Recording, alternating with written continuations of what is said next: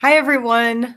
How are you guys doing? Happy New Year. Happy 2018. I don't think we've seen each other since December.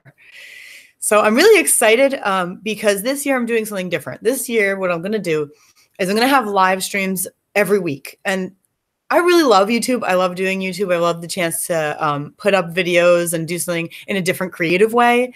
And that's one of the reasons that I so enjoy YouTube.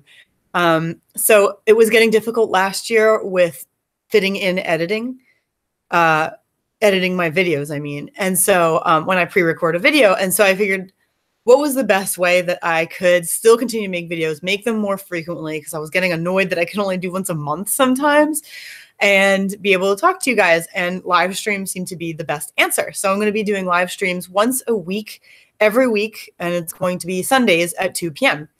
So if I need to let you know a different time, I will let you know on my Facebook page, which is linked down in the description box. It's just look up Christy Stratus author, and there I will be, and I will let you know there if it gets canceled or delayed. There's also an event on that page that you can say that you're interested in, and then I can post them there as well. And I link all of these YouTube videos there too. So I'm excited. This is my first one of the year, and let's get right into it. I'm going to be talking about to-do lists today. So one of the things that I want to do with these live streams is I want to talk about all the writing, all kinds of writing stuff, publishing stuff. It can be news. It can be what I'm working on. It can be advice. It could be whatever you want to. Leave, a comment down below or in that Facebook event, what you'd like to see from me. But some of it could be just useful stuff for life, and that's what we're going to do today. We're going to do to-do lists.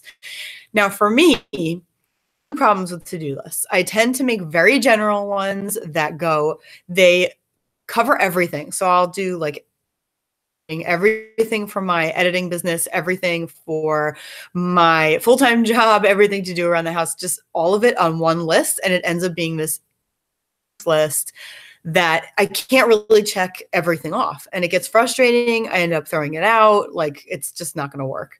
So that's one thing. And then the other thing is that a lot of times I have following tasks that are not so useful. So I'll have these giant tasks that I can't cross off for like a month or 2 months or something. And then by that time, everything else is finished on the to-do list. I'm not looking at it anymore. So I'm trying to figure what is the best way to do a to-do list that works for me, and that I don't even bother looking at them half the time anymore because they're discouraging or they don't say what I need them to say.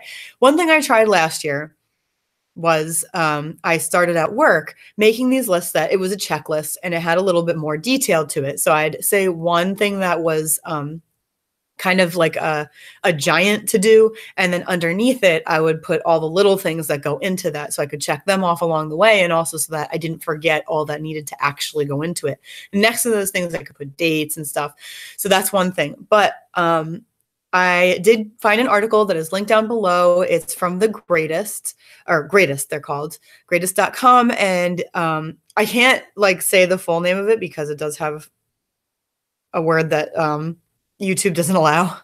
So I can't say that or I'll get demonetized.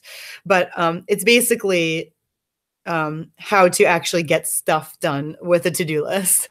So I took a look at this and I noticed that there were a few things similar to what I was doing. And I noticed that there were new things that I really want to do. So I thought what I'd do is tell you some of the things it says that I find useful, and some of the things that some of them you would need to use apart from each other. It's sort of like in one or the other. So anyway, I thought I'd tell you what's been working for me and what I will be doing. And then I can always update you later to tell you what's going to help. This is so useful for me because I'm also at work a project manager. So all this stuff is a big deal for me. So the first one is to pick a medium. And basically it's just, are you going to write this on paper or are you going to need to find an app? There are lots of apps out there. Personally, first of all, I don't really want to pay for an app for a to-do list. I don't think it's worth it for myself, but they do have lots of apps, and there's stuff you can pay for that has a lot more detail. There's stuff intended for businesses. So you can look that up. There's also just listing types of apps that aren't necessarily a to-do list per se. So if you're into having everything on your phone or on your computer or something, you can just look up different apps and you'll find stuff. I had found one earlier that sounded okay, but again, I don't know. It's a to-do list. I don't really want to have all of that on technology. I like to be able to carry them around sometimes. So I'm someone who likes to write it down. And I have so many notepads to do that with. The second one is make multiples. This is a really useful one. This is one I did not do last year. This is one I'm going to start doing this year. And it says basically that you might want to have a long-term one that's going to last like a month or 2 months, a year, whatever it is. So that's the long-term list. And you expect that that stuff will take a longer time. Then you have a weekly project list with everything that needs to take place in 7 days. And then they say a third list should be HIT, and that stands for high impact tasks. And that's stuff that needs to be done today. The idea of doing that is really good, but I'm going to modify it for myself. And what I'm going to do is I'm going to have a writing to-do list. I'm going to have a list for my editing business, lists, separate lists for work. But like, let's say I needed to bring stuff home. I would have a list for work that's separate from everything else, a list for what I have to do, maybe like around the house or something like that. So I think by separating those is going to be a lot more doable. A list for the writer's edge too. When I put all those on one page, it gets overwhelming. There's way too much and some of it lasts longer than others. So I'm adapting that thing that they suggest for my needs. And you could do the same thing, whatever works for you, whether it's by time or whether it's by type of task, like category, like I'm doing.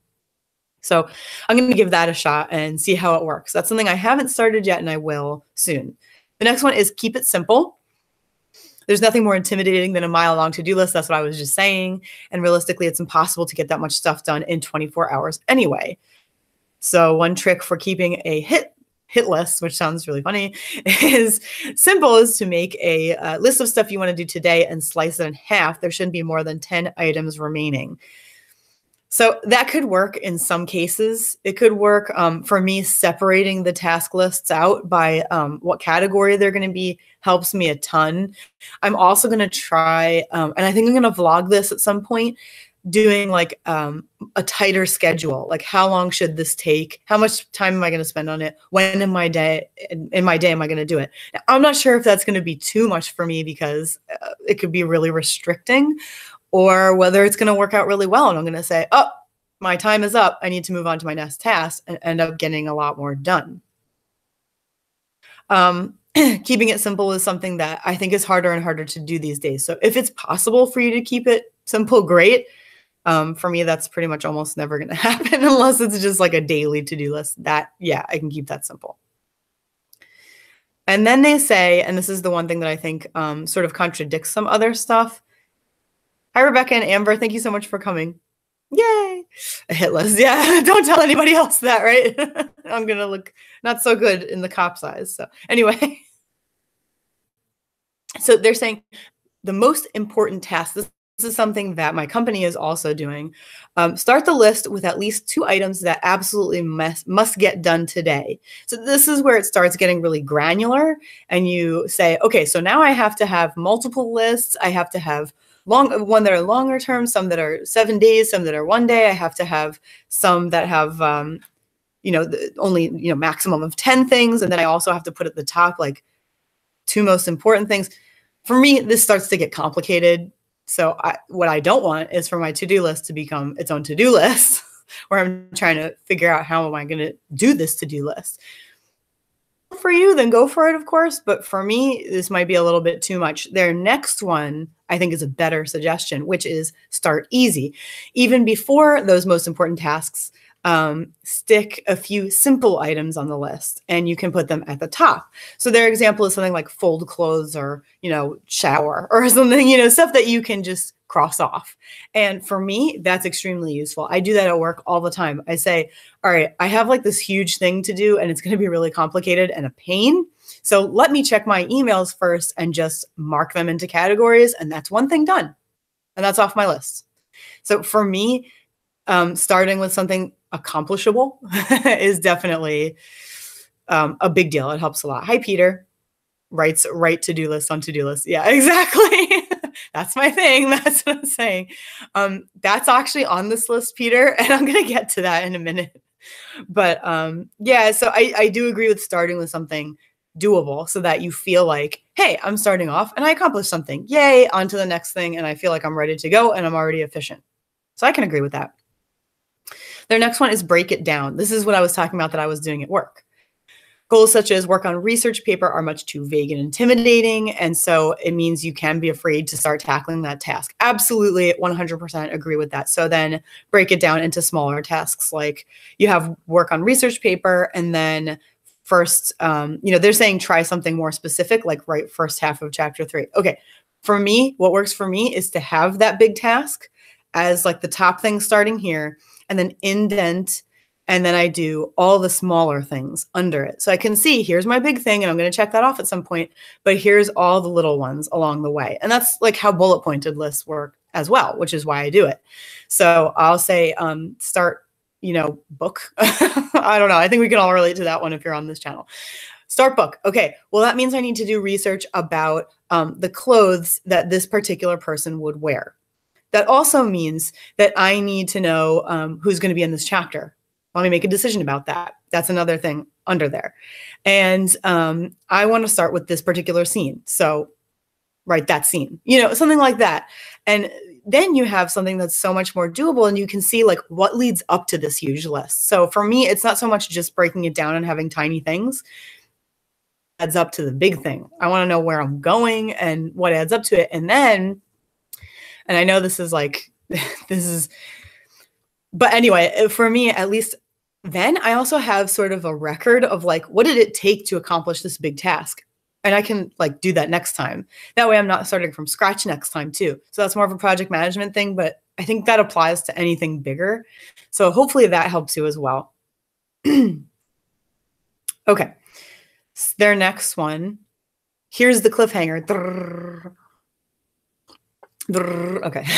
Stay specific. All to-dos should have these qualities among others. They're physical actions. They can be finished in one sitting, and they're tasks that only the to-do list writer can do. It depends. It depends on what it is. I can't 100% agree with that because when you're writing, you need an editor, for example. You need to know when that's going to editing and what you're doing during the editing. So like for a writer, I would definitely bend that and include stuff that needs, like if you have a publication list, like a publishing to-do list, you're going to have contact editor on there. So that has to do with other people and, editor coming back to you on this certain day. I consider that a to-do because if the editor doesn't get back to me by a certain day. So to me, including what other people have to do is useful. That could just be me. Yeah. Amber says, hi, David. Hi, Joe. Amber says, if I cross something off my list, 3 more things go on it. Yeah, I totally agree. But maybe that's where we start a new list. It depends on what it is, So that's one of the things that I'm hoping to accomplish with having these different categories of lists.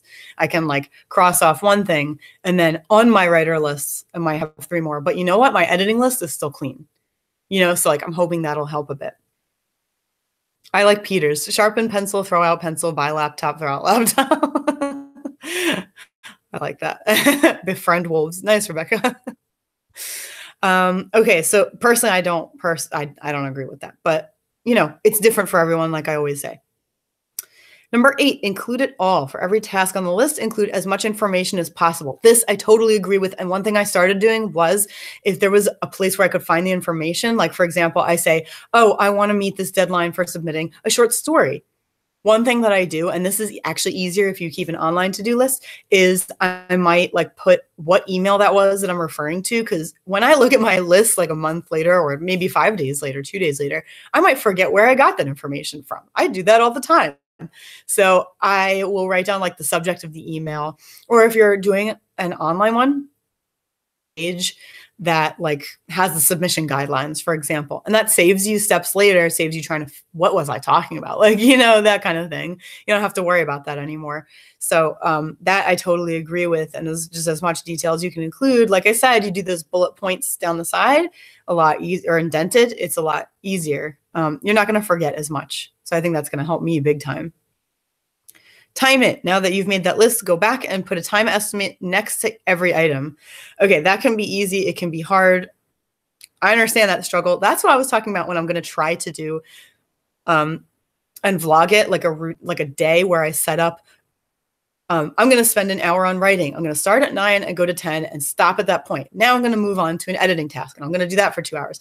That's what I'm talking about. And like, it is, if you write down how long, what I would say with time it is, like, if you're capable of doing that, from 9 to 10, I'm doing this, from 10 to 11, I'm doing that, great.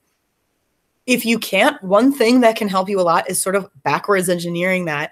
And like, when you do a task, if you're not sure how long it takes, when you do it, write down how long it took you. And that can be like, if you keep an average of that, you have an idea of like, okay, well, when I go through my emails, it usually takes me like 10 minutes. Okay, that's my cutoff time. It's going to take me 10 minutes. And that's the time I allow myself. And that's the end.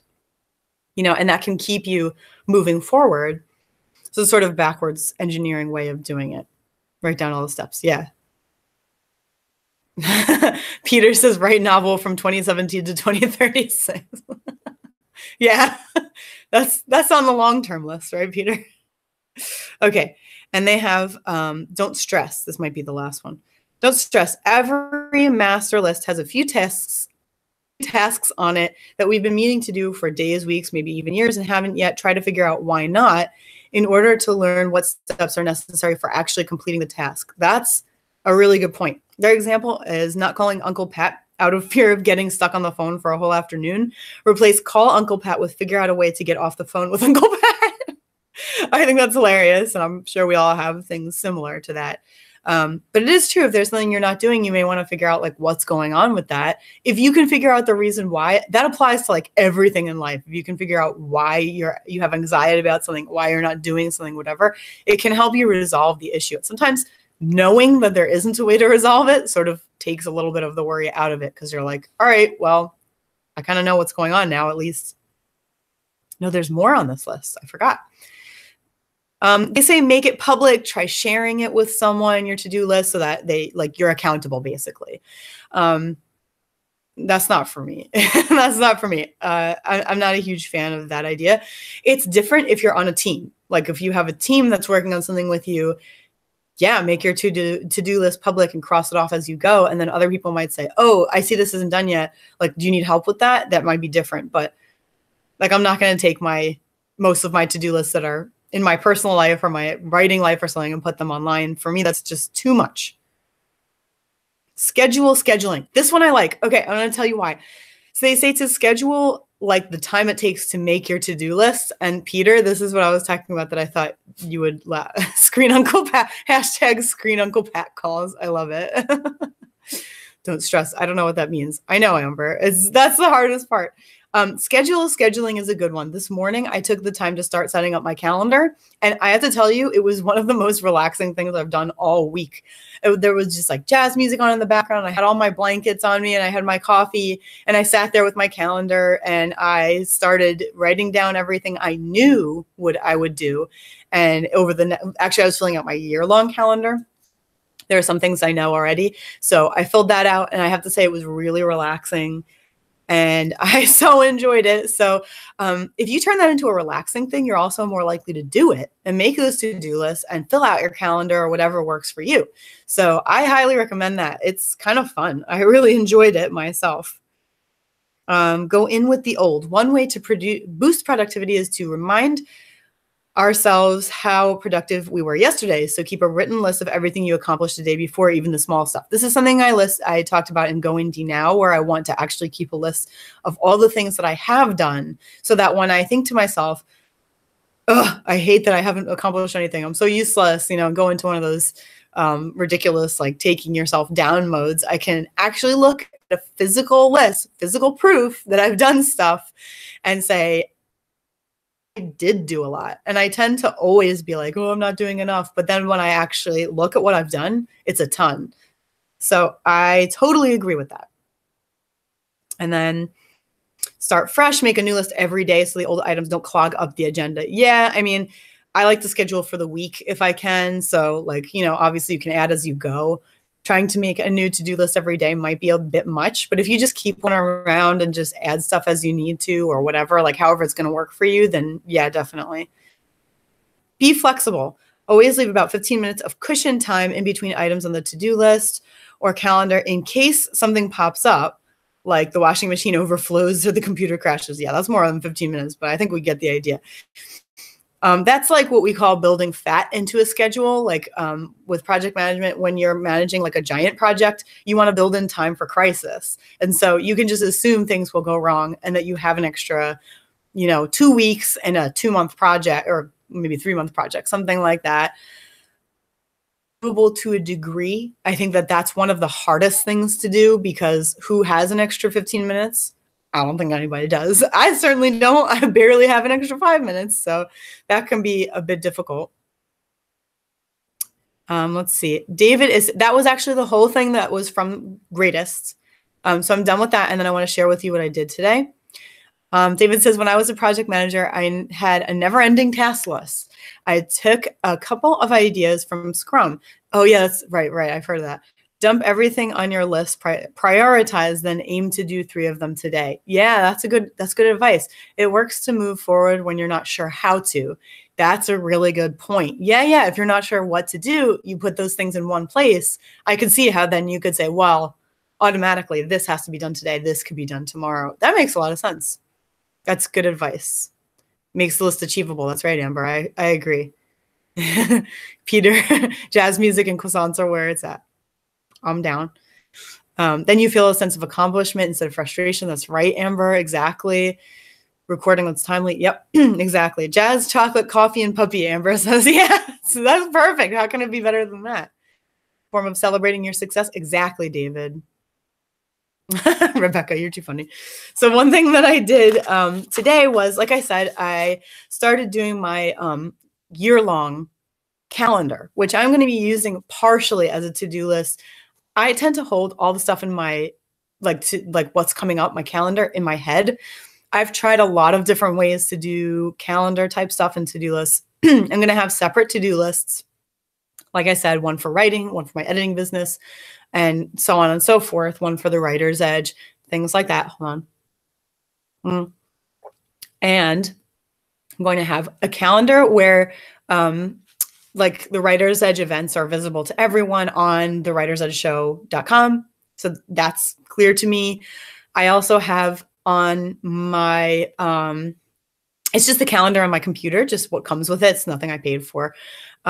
I put like my editing, I need to see really easily, not in like this kind of a way, but in like a very, like very big sort of, the word is escaping me, but anyway, in an overarching way, I need to be able to see where like the editing goes across, how many weeks, how many days, all that kind of stuff. So I have that separate. And then I have a more granular one here that I'm starting to do with a calendar. And I think that this year is going to be much easier for me because I have those like sort of levels of lists that originally I thought I was overcomplicating things, but it's already making me calm down. So I know that it's going to be better.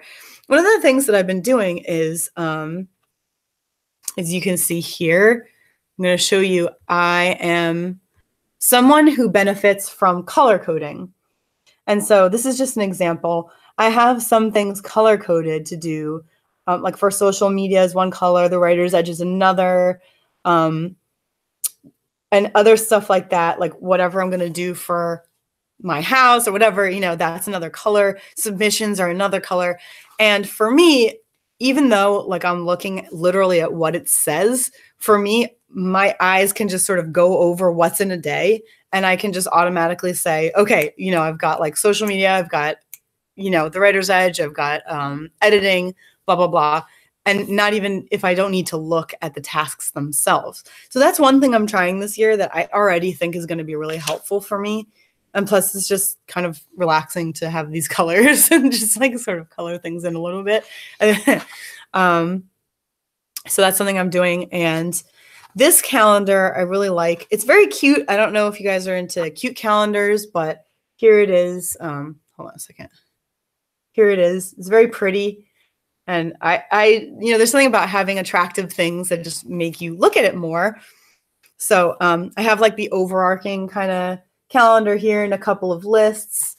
And then I have, and then there's like this more weekly type of thing that's going on, separate to-do lists too. So I know that sounds like a lot, but I'm definitely someone who needs that more and more as I go on with taking on more responsibility and doing more things and like aiming higher with my job, and then also trying to plan way ahead with the writer's edge and fit in writing somewhere, like I'm trying to be really on top of my social media now. Whereas like last year, towards the end of the year, I had a really tough time keeping up with it and I just couldn't schedule the time. Now I'm going to have scheduled times for that. I'm going to see which day has that, the time to do that in there. I'm also trying to pick up with my blog and give it a different kind of purpose. And so I'm going to be, figuring out when I write the blog and then when I actually like format it and stuff, and breaking it down like that also helps me a lot. So let's see. Rebecca says, since I got my list straightened out and properly scheduled, I actually get more done. Yeah. And have more spare time at the end of the day. Exactly. That's what I'm trying to achieve. That's exactly what I'm doing. Having 2 programs that I can use for different to-do lists makes it much less stressful. Yeah, exactly. So like, I think, oh, well, that's too many lists for me. It's actually helping a ton. David says, also always prioritize what will make your boss happy first these days. That's me. Yeah, I totally understand that. Let's see. Who makes this calendar? Oh, Joe, go make your announcement. I want to know. And also, Go Indie Now, just so you guys know, on the 18th, I'm going to be hosting a live edition of Go Indie Now This Week in Indies. So that's on my to-do list too. Joe, I have a special color for you, and it's yellow because Go Indie Now has a yellow. I also do that. I do whatever I relate to the thing so that I can know it at a glance. Let me see who makes this. It says Orange Circle Studio, calendars for today. And the website is orangecirclestudio.com, just in case you're interested. As a fan, I agree that you need to schedule more time for writing. Thank you, Rebecca. I second Rebecca. Thank you, Amber. I really appreciate that. Exactly. I know. And you know what? Last year, what worked for me, what with my full-time work schedule and everything, it was working for me to sort of stick in writing where it fit in. And that was fine at the time. Towards the end of last year, I saw that this coming year was not going to be that way. So I do need to schedule that time now. Now it's come to a time where I say, okay, this day I'm going to take a lunch break and write. Now I know that for sure. This day I have, a day off. I'm going to take this much time and write. On the weekends, I'm going to make sure that this, 6 to 8 or whatever is spent writing. Oh, yes. I'm excited. Go Indie Now. Joe says our season 3, episode 3 of Coffee Break guest is me, January 14th. So I'm really excited. That was a lot of fun to do too. And I got, Joe came up with really great questions that I've never been asked. So I can't wait starting Go Indie Now's Week of Christie. That is awesome. Yeah, January. That's right. January 14th will be my coffee break with Joe. And then Joe, the 18th, that's a Thursday, will be me hosting live Go Indie Now. So you can come and you can have JB Taylor and Courtney Cannon. And we're going to be talking about, of course, JB is going to do a review of movies, and we're going to have Courtney talking as well. And we're going to, just like Joe does, have some articles ready to talk about having to do with writing or reading or anything related to indie stuff. So I'm really excited about it. I love that. Week of Christie. That's so much fun. And then I'll still have my live stream just like this on that Sunday. So I'm really excited. I feel like I've really got things much better under control already from the beginning of the year. I think that this stuff is going to help me majorly. If you're watching this after the fact, then if you have suggestions or if you have different ways of doing things, or if there's anything you say, no way I could do that, leave it down below because I love to hear your opinions. I hope you do drop in, Joe. I know that you have a really big event during Go Indie Now, the live event that I'm doing, but oh my God, it'd be really cool to see you on there. And from Utah, yeah, exactly. It'd be really cool to see you on there and to hear a little bit about it if you're able. I know you're gonna be super busy and everything, but anyway, yeah, so I will see you guys next Sunday. Now we're gonna get to have chats every single week, and I'm pumped about that as well because I love doing YouTube and I love sharing my things that I learn about writing and articles and stuff like that. With Heidi Angel, yeah, that's right. So when Joe is in Utah the week between the 13th and the 19th, I think it is. But anyways, that week, He's going to be meeting Heidi Angel, and they're going to be talking actually in person and recording it. That's going to be so much fun. I can't wait to see that. And Sunday, you know, Joe's going to come and visit, and we're going to have a live. It's going to be awesome. Someday it's going to happen, and it's going to be so cool to meet you in person, Joe, and it's going to be awesome. Anyway, I'm so hungry. Sandwich time. Okay, Peter, you can have your sandwich now if you want. You can eat lunch with me when we do our live streams. How about that? I'm pretty excited. I'm still using Christmas mugs because I refuse to let go of Christmas. So anyway, I hope you guys, I'm looking forward to the weekly chats too, Amber. Thank you. I can't wait. I'll let you guys know. Like I said, go onto Facebook. And if you don't already like my page, go to Christy Stratus Author. That's where I am. Facebook.com/Christy Stratus Author. And I have on there as an ongoing event all throughout the year. That's the ongoing event. It says Sunday afternoon chats with author Christy Stratus. So if you put that you're interested in that, then that's where I share the links to this. I share it other places too, but that's a great place to find it because you'll see all the dates ahead of time that I'm going to be doing this. So thank you so much, guys, for coming. This was really fun, and I actually learned some stuff from you guys too. You had some great suggestions and ideas. And that's one of the things that's also great about the internet and social media, that we get to share our strategies and learn a lot from each other. So I hope you guys have a great rest of your weekend. There's a few hours left. Enjoy every minute of it, and I will see you next week. Bye.